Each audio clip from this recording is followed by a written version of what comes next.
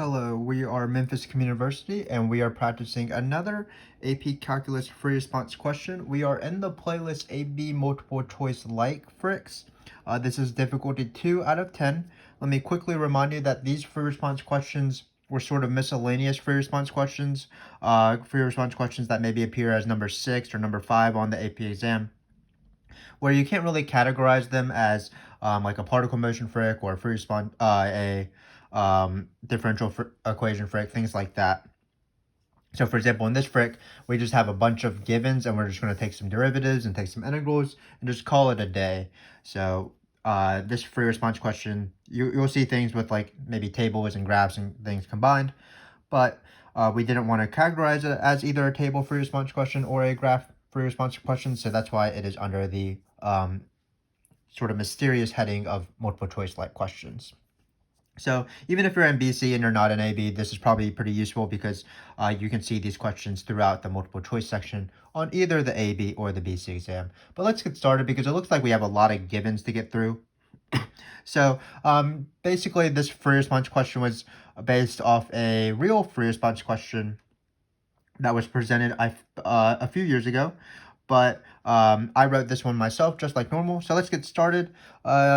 This information below is not really useful for, you can just read it if you want to, but basically we have three functions here. So we have f of x, g of x, and h of x. And what we're going to do is we have f of x is just presented as a function. G of x is presented in this table along with g prime values, and then h of x is presented in this graph. And again, before we look at the questions, we are going to be taking some derivatives of stuff, and so we need some values. G will probably be the easiest one to deal with because we just have g and g prime values. F is a little bit more complex, but to find f prime values, we'll just take derivatives and plug in the number.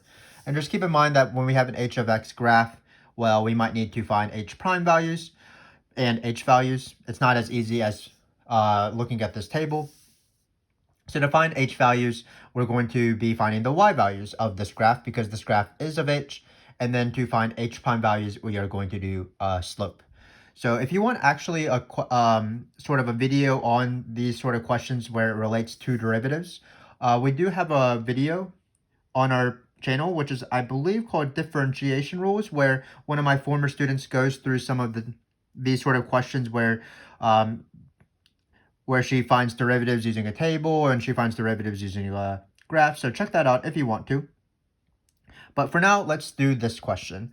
So hopefully you don't mind the high production value of this video. I did write these questions on this page so that we can hopefully not have to flip around. I am going to have to like cover the workup and stuff like that.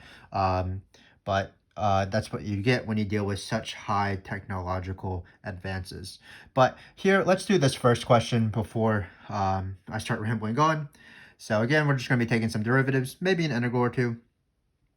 Shouldn't be too bad. So the first question is a question that I often ask if you have been watching these videos, which is equation of the tangent line. So for the equation of the tangent line, remember that what you need is you need a point and a slope. So you need a point, PT is for point, and you need a slope, slope being the derivative. So the point is going to be where you plug in 1 and to s. So we got 1, s of 1. And then the slope is the derivative because we're dealing with the tangent line. So any single line in the world, you can write its equation if you have a point and a slope. And here the word tangent means that we want the slope to be the derivative. So s prime of 1. So before we get into any calculus, let's first find the point. So all we're going to do is we're going to plug in 1 into here. So what we're going to get is, so let's find s of 1. Looks like we're going to get 5 times h of f of 1 plus 1. Right, so now we have to look at our function right here. So hopefully you can see the function. Perhaps you cannot. It's right here at the bottom. Great. So what we need to do is we need to find f of 1 first. So we're going to write 5 times h of something. We really don't need all these parentheses, but what are you going to do? And then we're going to write plus x, actually, because we haven't taken a derivative yet. Sorry. This is just the s value. So we're going to plug in 1 into this function. Hopefully I can just do it verbally. Because when you plug in 1 here, notice that in this parentheses, you'll get 2 times 1 minus 1. That is 2 minus 1, which is 1. And then we get ln of 1. ln of 1 is one of the most common ln's that appear on the AP exam. ln of 1 is 0 because e to the 0 is 1. So actually, when we plug in 1 into f first, when we plug in 1, this will all go away. So basically, we're actually plugging in 1 just into this. So we're actually just going to get h of 7.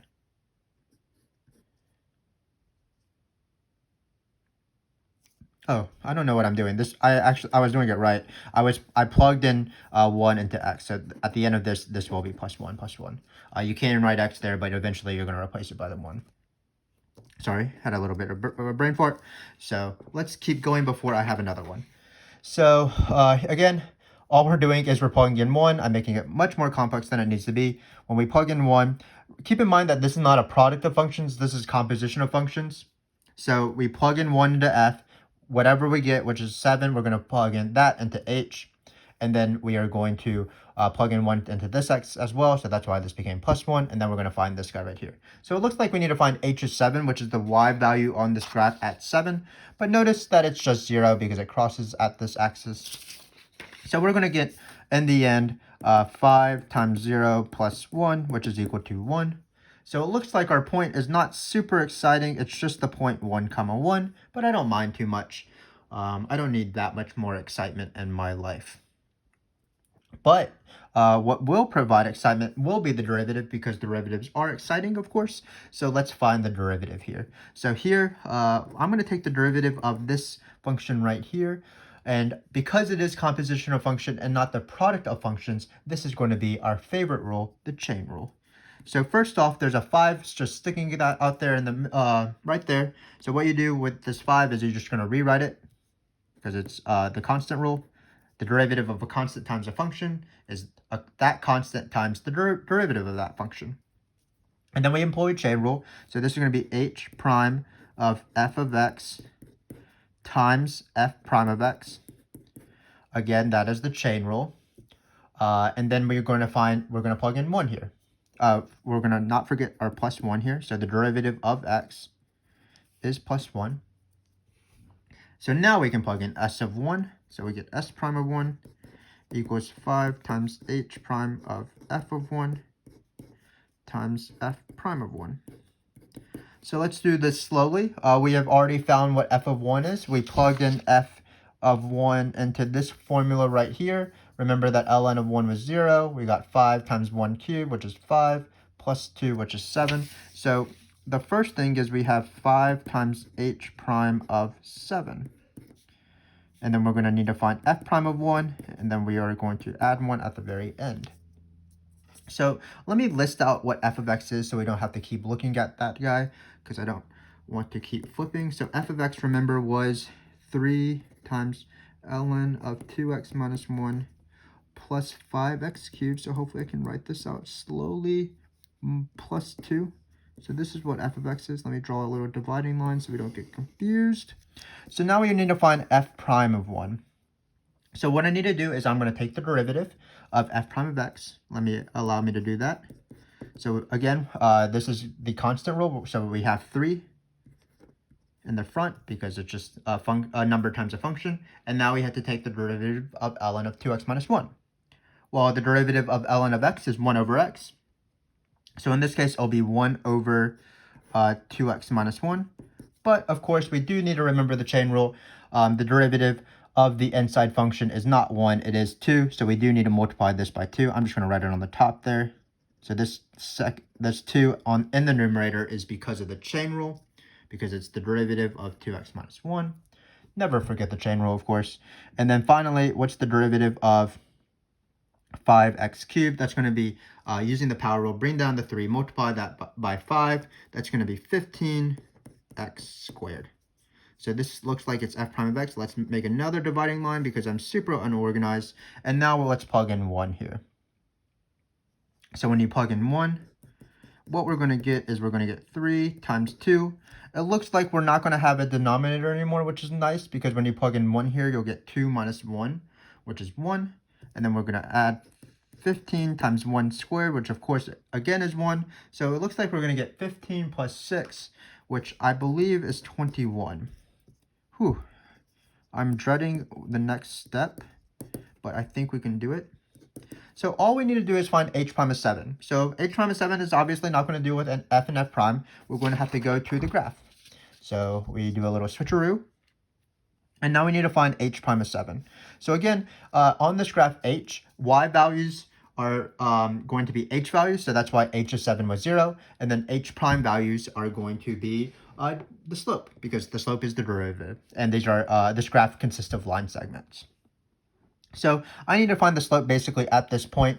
There's different ways to do slope, of course. If you like algebra ways, you can spot 2 points that are on this graph. For example, these two or these two, and then you can do y2 minus y1 over x2 minus x1. Or if you're confident, you can sort of do rise over run argument. So for example, it looks like this point is 6 comma negative 2. It rises 2, runs 1. It looks like this slope is equal to 2. So h prime of 7 equals 2. Just be careful. Sometimes there's some weird sort of slope arguments where the slopes are fractional or something like that, or negative. So if you want a foolproof way, you would want to probably do y2 minus y1 over x2 minus x1 on points you see. I try to encourage my students to try to not eyeball weird y values as well. If you needed to find the y value, for example, at this, it is -1, but you could find the equation of this line and plug in 3 to be sure. But in this case, so it's pretty easy. H prime of 7, the one we want, is going to be 2 because it's the slope of this graph. So we're almost done. Bear with me.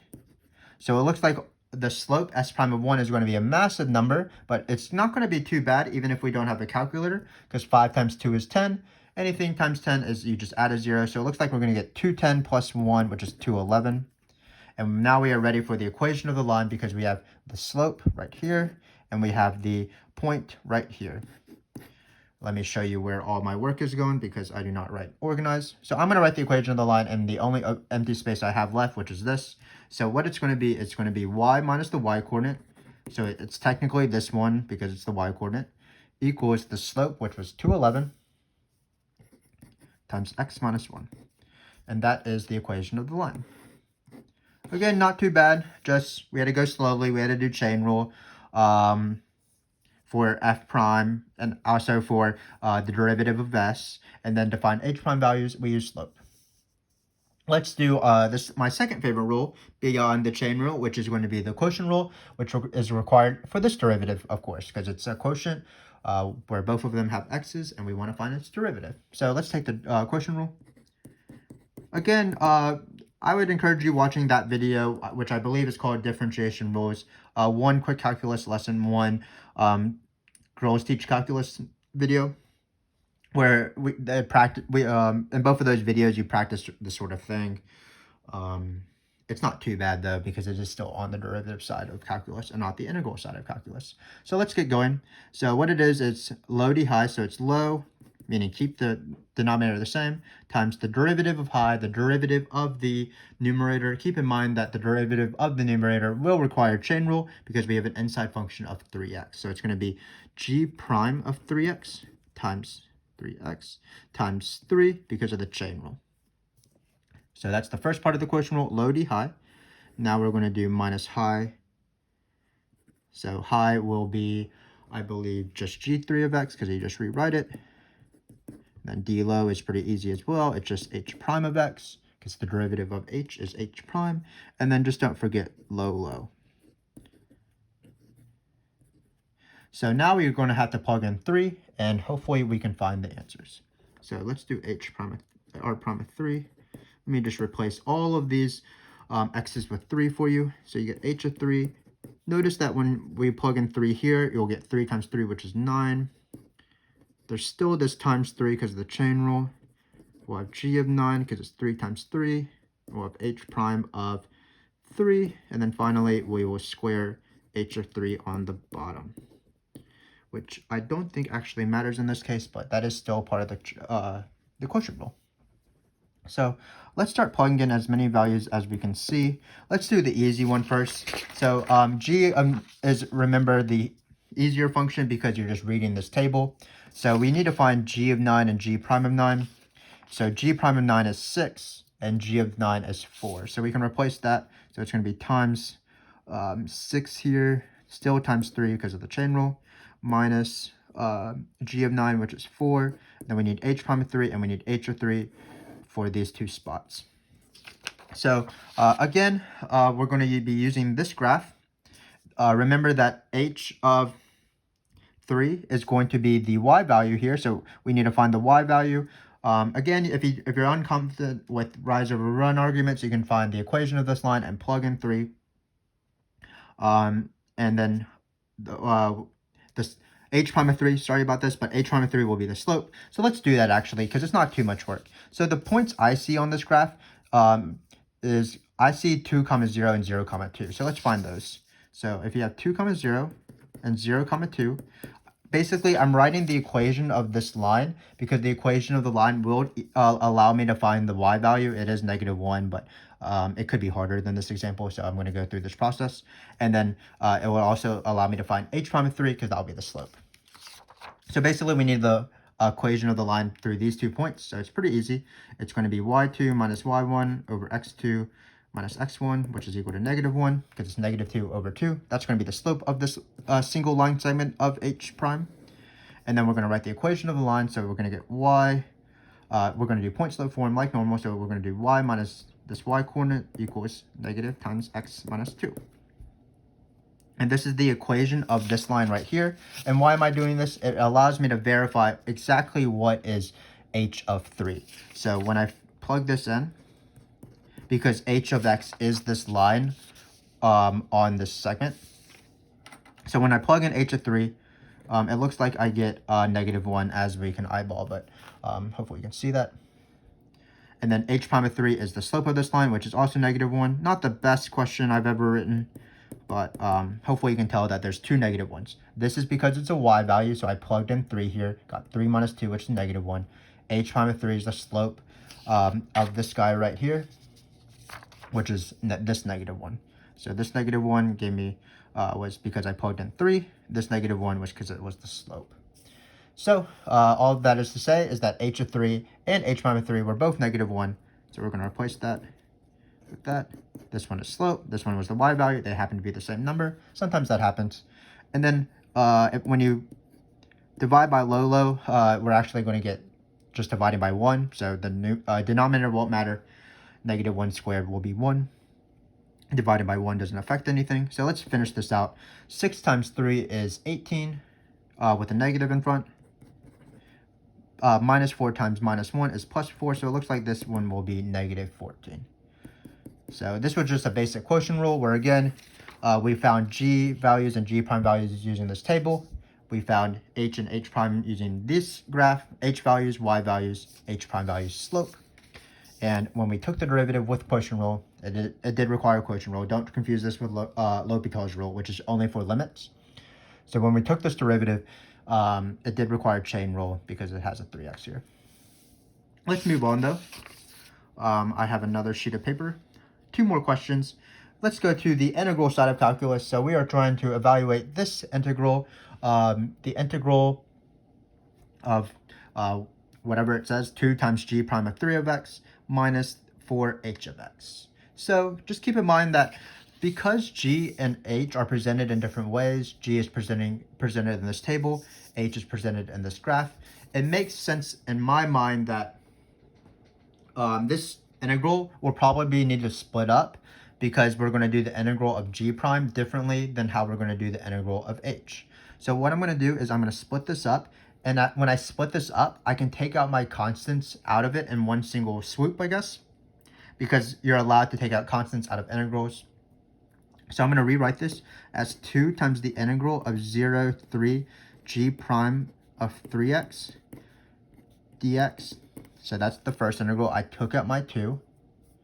And then I'm going to write a subtraction sign and do the second integral where I take out my 4.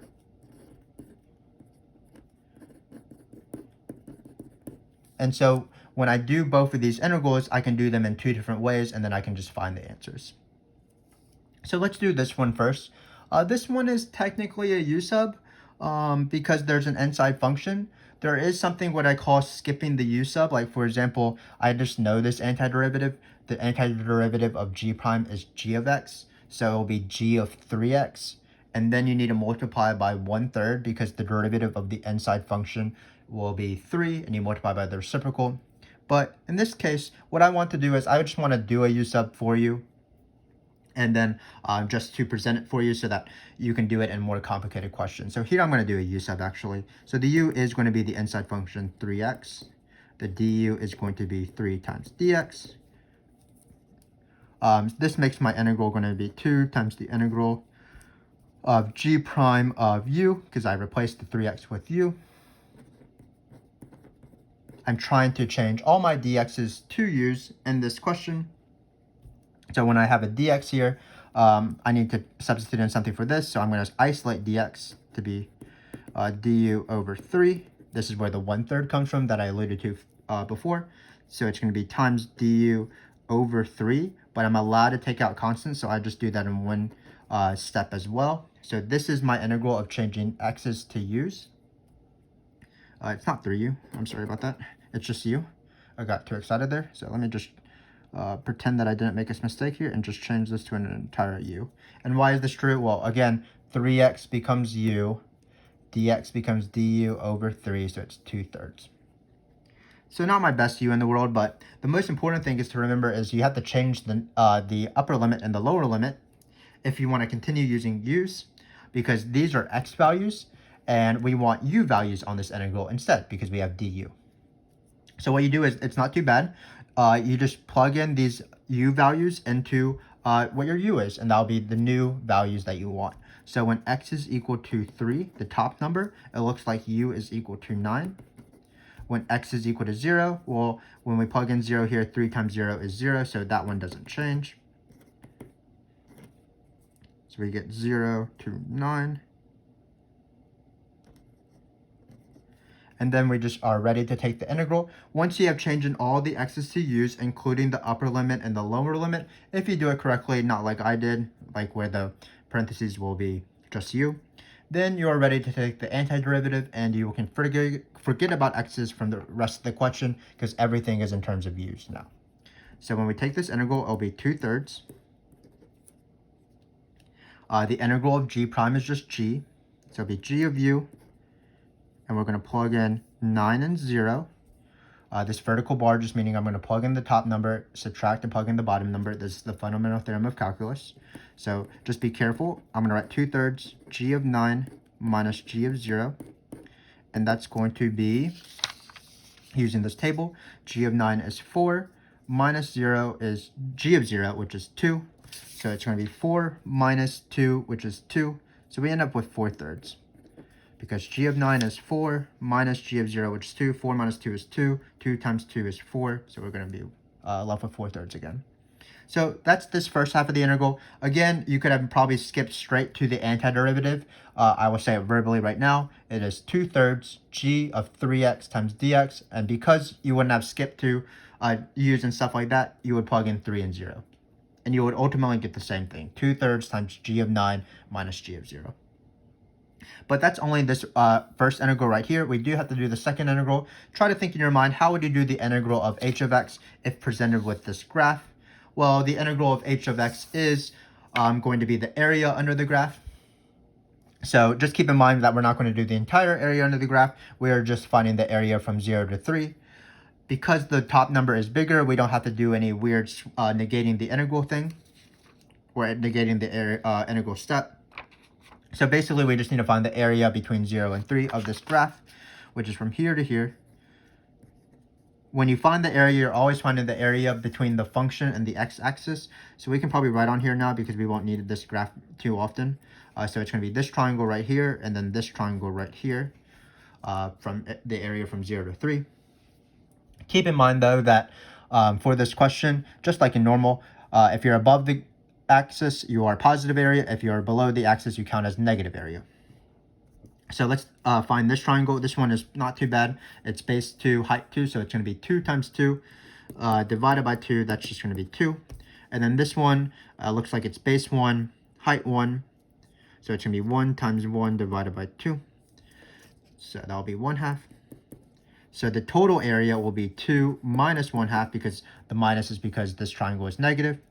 And we're going to get 4/2 minus 1/2. I believe that's 3/2.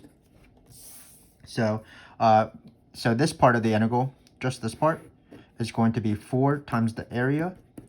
And we said that the 4 times the area, and we said the area was 3/2. So it'll be 4 times 3/2, which is equal to, when you cross these out, this is a 2, so this is 6. So finally, we are ready for the answer. This part of the integral was 4/3. This part of the integral was 6, and there's a minus, so it's minus 6.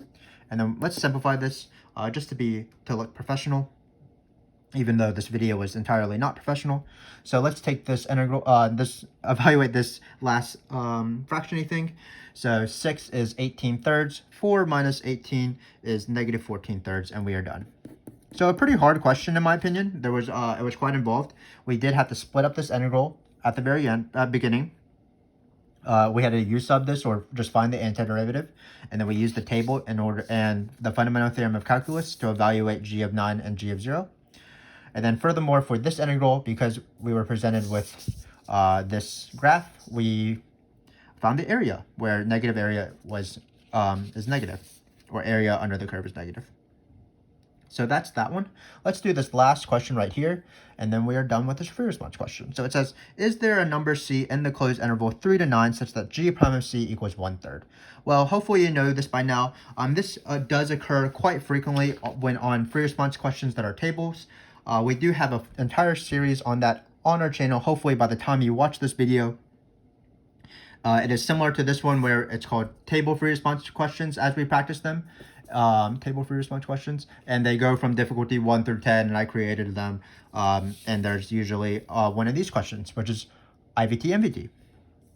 So how do you know it's IVT, MVT? Well, remember that IVT, MVT don't give you actual numbers. They just tell you numbers exist. So usually the wording is something like this. Is there a number c in the interval? Or why must there be a time, blah, blah, blah, blah. Or at least how many times does this occur? You never actually find the answers. You just say that it does exist. So this question is IVT or MVT. The next thing to do is to choose whether we should use IVT or whether we should use MVT.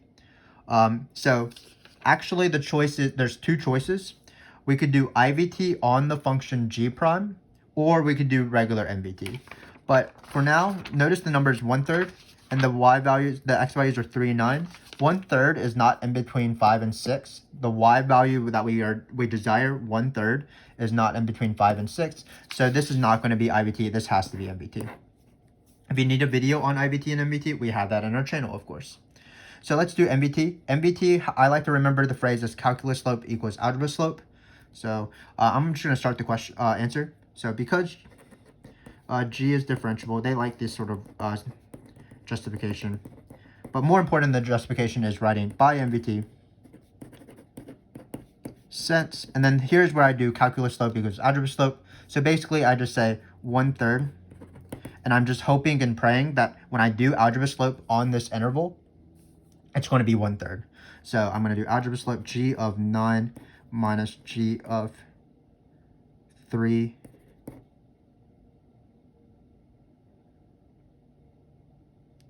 Oh, I don't think we're going to get the right answer. Oh, oops. I can't do math in my head, I don't think. Okay, so I'm sorry about this. This is a total butchering of the question. We're going to change this to 1/2 instead, because I need this to work. So again, I didn't check my video too much, and I also don't know how to do subtraction, but hopefully you can forgive me. So we have g prime of c equals 1/2 and not 1/3, but hopefully this allows us for the question to work. So again, if you have the right value, 1/2. So usually on the AP exam, there's not typos like this, but what are you going to do? So I like to do calculus slope equals algebra slope. I'm going to use the values in the table. It's going to be 4 minus 1 because it's g of 9, g of 3. So that's 4 minus 1 over 9 minus 3. And what do you know? It does equal 1/2 because we changed it to be 1/2, of course. Sorry about that mistake. Please forgive me. But this is how I do MVT. By MVT, since this slope equals the algebra slope of the table, then the conclusion is reached. So I like to just repeat their sentence that they have provided, and change it to a statement. So there is a time C, or not a time, really a number. We're not dealing with times here. And this closed interval.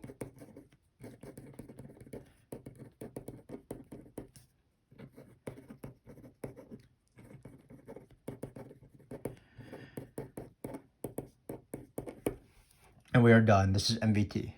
So we sort of, not you, but me, I sort of stumbled my way to the finish line in this question, but hopefully you know by now that when you do math or when you're making math questions, sometimes you make mistakes, and everybody makes mistakes, as I have just done. I probably make more mistakes than you do. It's just part of the process. But let me just recap what we did here, because it was quite a long video. We were presented with this free response question that wasn't really categorizable, but it wasn't too bad because it was just taking derivatives and integrals.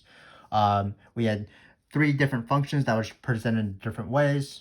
F was a function, G was in a table, H was in a graph. So to find F prime values, we had to take derivatives. G was fine, because both G and G prime were in the table, and then H was H values were y values, H prime values were slopes. Then what we did is we found the equation of the tangent line. That's point and slope, where slope is derivative. Just be careful with derivatives here, and chain rule. And then we had a derivative with quotient rule. You should just be wary that if ever you're taking the derivative of a function, especially when it's like has f's and g's and h's and things like that, you might be doing either quotient rule or product rule. And here it was quotient rule. So when you do quotient rule, this was quotient rule, and this times 3 was because of the chain rule. There was a derivative of 3x. And we talked about how that sometimes there's y values that are not perfectly able to be distinguished. What you want to do is you want to find the equation of the line and then plug in the number just to be safe. Then we had a fun integral question where we saw that to take this integral, technically it was a u substitution, but if you're good enough, you can skip the u sub, and we were able to use the fundamental theorem of calculus to evaluate this integral. For this integral, we did area under the curve because we were presented with an area graph of h of x. And here we saw that splitting up the integral was a good idea, so that we could do this integral in 2 different ways where we can take out the constants as we split it up. And then finally, we had an MVT question where hopefully, if you have an MVT question on your next test or on the AP exam, there will not be a typo. It will be the right number, unlike the one I presented. But for MVT, it's not too bad. Just remember the phrase calculus slope equals algebra slope. So what you want to do is you want to show that the calculus slope they want is equal to the algebra slope, and you use the table to find that. And if the question is correct, it will be the same. And then you write your conclusion. So I'm glad that you joined me. Please join me for my next video. I believe that video is on, I forget what that one is on. Remember that this sort of topic, the playlist of these videos covers a lot of different topics. So the next one, I believe I've already made that video, so I can't recall it off the top of my head. It was it